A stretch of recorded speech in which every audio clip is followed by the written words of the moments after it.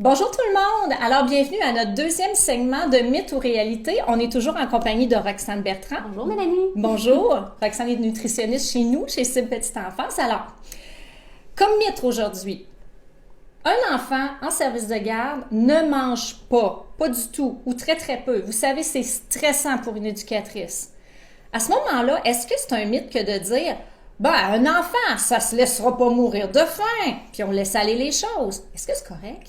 En fait, c'est majoritairement une réalité qu'un enfant va jamais se laisser mourir de faim. C'est vrai dans 95% environ des cas.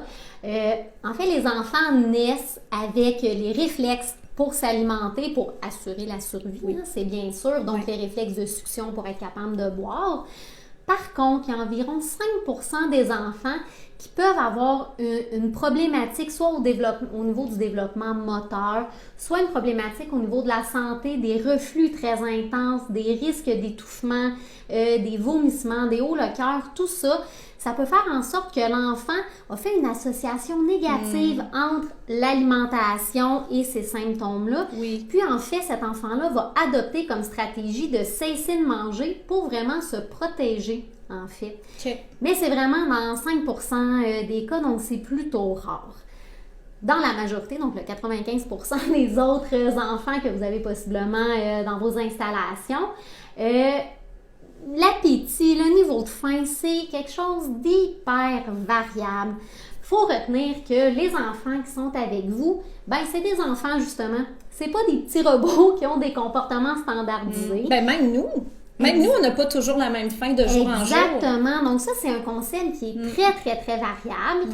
Ouais. Et puis, en fait, les enfants sont en croissance en plus. Donc, il y a une journée que, Jacob va manger comme s'il n'y avait pas de lendemain. Il n'y a pas de fond, là, ça finit plus. Ouais. Puis, la journée d'après, en fait, ça va se transformer en petit appétit d'oiseau. Donc, ça, c'est normal. En tant qu'éducatrice, qu'éducateur, il ne faut pas se stresser avec ça. Il ne faut pas s'inquiéter, à moins que le changement de comportement, que la baisse d'appétit s'échelonne sur plusieurs jours. À ce moment-là, votre rôle, c'est d'en parler aux parents, de voir comment ça se passe aussi à la maison, puis le parent prendra la décision de consulter ou pas s'il est inquiet. Ça, c'est pas votre place là, de juger, en fait, là, l'intensité de la situation. Sinon, aussi, il faut quand même garder en tête qu'il y a plusieurs facteurs qui peuvent influencer le niveau d'appétit des enfants.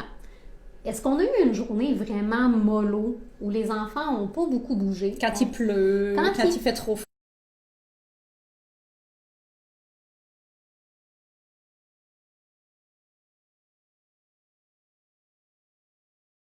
Un gros déjeuner à la maison ou qui a pris une collation un petit peu tardivement, donc là, rendu au repas, il y a moins faim. Ça aussi, ça se peut. Est-ce que l'enfant a bu beaucoup durant la journée, que ça soit de l'eau, du lait? Ça peut avoir un impact aussi. Est-ce que aussi, au moment des repas, les aliments qui sont servis, est-ce que ces aliments-là, c'est des aliments que l'enfant aime? Est-ce qu'il y a des aversions? Est-ce qu'il les connaît? Est-ce qu'il les connaît? Le simple fait d'être devant quelque chose qu'on n'a jamais vu, ça peut être hyper anxiogène pour l'enfant, puis ça peut être amplement suffisant pour couper complètement son appétit. C'est tellement vrai. Oui, puis faire en sorte que l'enfant ne mangera pas. Donc, il y a vraiment beaucoup de facteurs qui peuvent expliquer cette diminution d'appétit-là. Faut pas capoter non plus avec ça. Le rôle des éducateurs, des éducatrices, c'est de supporter l'enfant là-dedans, de le questionner, de l'amener à nommer aussi ce qu'il ressent. Puis sinon, c'est vraiment pas votre place de juger. Tu sais, on est qui, nous, pour savoir c'est quoi la bonne quantité que l'enfant a besoin? On est personne. L'enfant il sait lui-même. A ses signaux de faim, de satiété à l'intérieur de lui. Donc, il faut vraiment juste l'amener à essayer d'explorer ces signaux-là, puis de mettre des mots sur ses sensations. Vous savez, en service de garde, on entend beaucoup l'expression qui dit « offrez-leur de la qualité, eux décideront de la quantité ». Je pense que c'est...